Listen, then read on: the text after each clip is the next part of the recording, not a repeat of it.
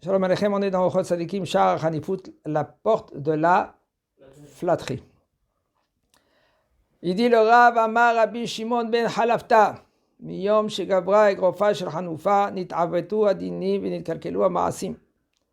Il a dit Rabbi Shimon ben Halafta, à partir que le poignet de la Hanufa, de la flatterie, malheureusement, la flatterie, elle a pris un poids. Alors les dinim, ils ont changé, ils ont nit'avetu, ça veut dire qu'ils ont été tordus, ils ont tordu les dinim, les ma'asim, les actions, les gens, ils changent. Comment il se comporte avec lui, il va se comporter autrement, même dans un shiur. Un homme que lui, qui est dans un shiur, un homme qui lui, il est dans une société. Avec lui, il va parler comme ça. Pourquoi? C'est rentable. Avec l'autre, il ne va pas parler comme ça. Pourquoi? Parce qu'il va me donner. Alors lui, qu'est-ce qu'il fait? Il parle grave. Le monde a changé par rapport à l'intérêt. Le bonhomme, il n'est plus le même. C'est très difficile de trouver quelqu'un que lui, qui est correct avec tout le monde. Il est droit avec tout le monde. Il dit en face. Qu'est-ce qu'il dit en face? Mais ça, il ne faut pas dire en face. Il faut faire très attention de dire en face. Je dis en face. Il y en a un que lui, qui a tué son prochain. Pourquoi? Parce qu'il a dit en face. Il faut prendre en considération cela. Ça veut dire que même que si toi tu es un homme qui est droit, parce que des fois, les midotes, malheureusement, il y en a des gens qui utilisent ce mot midote de partout. Et ils disent, moi je suis un homme droit. Et parce que je suis un homme droit, alors le bonhomme, lui, il est venu avec une mitraillette, il a tué tout le monde. Quand il vient vers quelqu'un et il dit, moi je te dis, qu'est-ce que je pense de toi? Et en fin de compte, qu'est-ce qui s'est passé? Le bonhomme, lui, il a chuté, il est devenu grave, il a Hashem Ishmor. Hashem Erahem. D'accord, Avinu, qu'est-ce qu'il nous a dit? Parashat Vayechi. C'est une parashat stouma. Rachid dit sur place. Pourquoi c'est une parashat stouma? Une parashat qu'elle est fermée, scellée. Et il explique pourquoi. Yaakov Avinu, il a pris ses enfants, il a dit, et assez fou, rassemblez-vous, et je vais vous dire qu'est-ce qui va se passer à la fin. Tout d'un coup, il commence. Toi, Reuven, Pahaz, tu es rapide, tu es zélé, négatif, pas positif. Shimon et Lévi, vous êtes coléreux, vous avez tué Shrem et Hamor, pas avec cela. Yosef, vous l'avez jeté, vous allez presque le tuer. Dans la paracha de la semaine, On est paracha de la semaine, qu'est-ce que c'était la paracha de la semaine, Arié? Vaïra. Il dit, il s'est arrêté à qui? Reuven, Shimon et Lévi. Et maintenant, où est Yehuda, où est Issachar, où est Zebulun? Il s'est arrêté. Bon, il y en a des farshim qui expliquent pourquoi il s'est arrêté pour Moshe Rabbeinu et Aaron, parce qu'ils vont aller vers Paro. Avant le soir, Amour, il ne dit pas comme ça. Je reviens, qu'est-ce qu'en premier, en point de départ? Il dit, Yaakov Avinu à ses enfants, je vais vous dire qu'est-ce qui se passe à la fin des temps. À la fin des temps, c'est quoi? La Shrina, elle était sur place, elle n'était pas partie. La Shrina était... La Shrina, comme il y en a, Rashi pense comme ça, il y en a d'autres Mefarshim qui disent que la Shrina, elle est encore là-bas. Et qu'est-ce qu'il a dit Yaakov Avinu? La fin, c'est quoi? La fin, c'est les midot. Reuven, t'es coléreux. Tu fais les choses très, très rapides. Tu réfléchis pas avant que tu fais les actions. Toi, Shimon et Lévi, pareil que vous êtes coléreux. Et là, vous faites des choses, vous avez tué Shrem, et après aussi même Yosef. Presque, vous allez tuer. La fin, le but de la Géoula, c'est les midot. C'est Ochot Sadikim.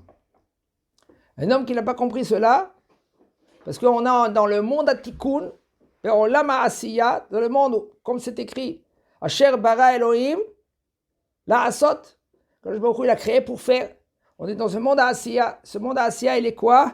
Pour travailler, corriger les midot. Et c'est ça la Géoula. Et c'est ça qu'il a dit à Yaakov Avinu à ses enfants. Alors un homme, il va dire, Waouh, Reuven, Shimon, Lévi, je ne comprends pas, ils ont été massacrés par Yaakov. Aval le Tzror Amor, il nous dévoile dans la paracha de la semaine de Vaïra, il nous dit Reuven, Shimon et Lévi, ils ont reçu la honte, non? Devant tout le monde. Shimon, t'es coléreux. Il se tait. Reuven, t'es trop zélé, tu vas pas comme il quand la Torah demande. Et il se tait. Tu te tais. Il dit les soirs à mort, ils ont reçu un mérite énorme, que ça c'était les 3 Shvatim, Reuven, Shimon et Lévi, qu'ils sont morts à la fin, et ils ont été avec la tête haute. C'était des imsrara, il dit là-bas. Srara, ça veut dire comme ils gouvernaient. Ils gouvernaient presque tout l'Égypte. Pourquoi? Kiblu bizayon be'ahava. Ils ont reçu un bizayon, c'est une honte. Papa, il nous dit, il sait qu'il nous dit. Papa, il veut nous corriger. Papa, il veut nous éclairer la vie avec un gros phare. C'est quoi? Travailler les midot. Et asfu ve'agid alachem be'acharet hayamim. Rapprochez-vous, je vais vous dire la fin des temps. La fin des temps, c'est un homme que lui qui travaille les midot, un homme qui se corrige, des fois c'est difficile. C'est très difficile même. Je ne mérite pas, pourquoi on se comporte avec moi comme ça? Pourquoi on me dit cela? Je ne mérite pas tout cela. Un homme, il se dit, oui, mais toi tu penses comme ça, mais Jacob, il pense autrement. Et Jacob, qu'est-ce qu'il veut faire? Il veut t'éclaircir ta vie avec une grosse lumière. Ça dépend si tu es Mekabel. Si c'est Shotek, tu te tais. Si tu es Mekabel Be'ahava, les autres Hachem. Et malheureusement, le Egrov de la Hanoufa, de la flatterie, il a pris le pouvoir. Amar Rabbi Elazar, kol adam sheyesh bo Hanoufa, mevi charon af laodam. Il dit Rabbi Elazar, tout celui qui a la flatterie, excusez-moi, il emmène la colère dans le monde. Un homme qui flatte, c'est grave. La flatterie, c'est une des midotes qui sont... Le bonhomme, il ne fait même pas attention à cela. Pareil que cela, il dit le Rav que cette fille-là, elle n'est pas acceptée. Même maintenant, les enfants dans le ventre de la mère, il insulte ce bonhomme.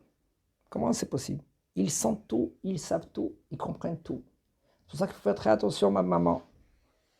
Quand maman elle est enceinte, comme c'est la Mishnah, elle dit Rabbi Yoshua Ashrei Yolato. Rabbi Yoshua, énorme dans la Torah, un Tanakh Kadosh. Ashrei, heureux, celui-là qui l'a enfanté. Qui c'est? C'est sa mère. Pourquoi? Qu'est-ce que faisait sa mère?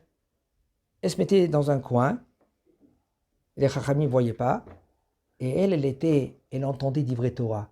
Elle entendait d'ivrer Torah? Non, c'est le petit qui l'entendait, dans le ventre de sa mère. Après, quand lui, il est né, il prenait le landau, il l'emmenait dans les Ezrat Nashim, et elle entendait d'ivrer Torah. Eshrei Yolato, heureux celui qu'il a enfanté, grâce à sa mère. Même les enfants dans le ventre de sa mère, ils comprennent, et même il insulte à celui-là que lui qui flatte. Et puis après Bar Minan, on ne voit pas maintenant. On voit maintenant, qu'est-ce qu'on voit maintenant? On voit le sheker. Le sheker, on voit. À la fin, le Hémet, il est quoi? Il part au Gehinam, il tombe dans le Gehinam. Le bonhomme, lui, sa vie, il ne le voit pas comme ça. Un homme, comment il voit sa vie maintenant? Je gagne maintenant, je mange maintenant, je dors maintenant, je kiffe maintenant. Ah le Yetzerara, lui, il attend après. Le Yetzerara, qu'est-ce qu'il dit à l'homme? Maintenant, prends, maintenant, kiffe, maintenant, reçois. Qu'est-ce que c'est rentable ou c'est pas rentable? Ah le Yetzeratov, qu'est-ce qu'il dit? Le Yetzeratov, il dit, Chatof ve'echol. Vas-y, chatof ve'echol. Chatof, c'est kidnappe, prends, mange. Quoi, prends, mange? Prends, mange et fais les mitzvot. C'est ça le inyan. Parce que si toi, tu prends pas, c'est le tzera qui te prend. Quand, par exemple, il y a un machal, une parabole, il y avait une fille qui avait un sac plein d'oranges. Et cette fille-là, maintenant, elle a acheté 3 kilos d'oranges et elle va vers son papa, vers la maison de papa. Et dans la route, il y en a un, sans faire attention, il a donné un coup, elle est tombée avec tous les oranges. Elle s'est jetée par terre, elle a commencé à pleurer. Mes oranges. Et les gens, qu'est-ce qui s'est passé? Ils viennent, il prend un orange, 2 oranges, 3 oranges. Les oranges. Un vieux, il passe à côté, il dit, mais ma fille, lève-toi vite, prends les oranges. Ils vont te prendre tous les oranges. Oui, mais mes oranges. Si elle écoute le bonhomme, c'est vrai, elle a perdu 2, 3, 10 oranges, mais au moins elle a gagné 20 oranges. Et si maintenant elle va grogner encore, alors qu'est-ce qu'elle va faire? Elle va perdre tous les oranges. C'est ça le monde. Si un homme, lui, maintenant, il voit à la fin, un homme qui flatte, il dit le Rav, nofel à la fin dans le Gehinam, tombe dans le Gehinam. Et tout celui qui flatte un rachat, nofel beyado, il va tomber dans ses mains, dans ses mains du rachat. Tu flattes le rachat, tu vas tomber dans les mains du rachat. Même si maintenant tu ne vas pas tomber dans les mains du rachat, tu vas tomber dans les mains du fils du rachat. Nofel beyad beno. Nofel beyad ben beno. Et même si il ne tombe pas, comme ça il dit la Maseret Sota, si un homme il ne va pas tomber même dans la main de son petit-fils, de son fils, il va tomber dans la main de son petit-fils. Kol eda sheyesh ba chanufa meusa kanida shenemar ki adat hanev galmud ulbasov gola. La chokhma, elle est d'écouter les paroles des tzadikim. Et c'est ça la force d'un juif. Si maintenant il écoute les paroles des tzadikim, de travailler dans ce monde-là, là maintenant est au niveau de la flatterie, de mamash, tous les jours de être ish emet, parce que la flatterie, ça correspond, si tu es emet, alors il n'y a pas de flatterie. Il y a des sortes de flatterie, que oui c'est moutard, avec la femme, l'homme avec la femme, Ken, l'homme avec ses enfants, l'homme avec son rave, parce qu'il y a un intérêt positif. Là, la Torah, elle t'a dit, oui, c'est moutard. L'intérêt positif, il est quoi? Si maintenant, tu ne vas pas commencer à... Il faut faire très attention aussi de ne pas trop flatter les rabbanim. Parce qu'après, trop, c'est exagéré. Il faut. Pourquoi? Parce que le rab, lui, va te donner la Torah. Il va te donner des fois plus qu'un autre. La Gemara raconte. Avec Abaye, lui, il coupait le vin à son Rav Yosef. Une fois, il y avait un Amora qui est venu, il a voulu couper le vin pour donner à Rav Yosef. Abaye est venu, il a dit. Rav Yosef, lui, il ne voyait pas. Maintenant, à la fin de sa vie, il ne voyait pas.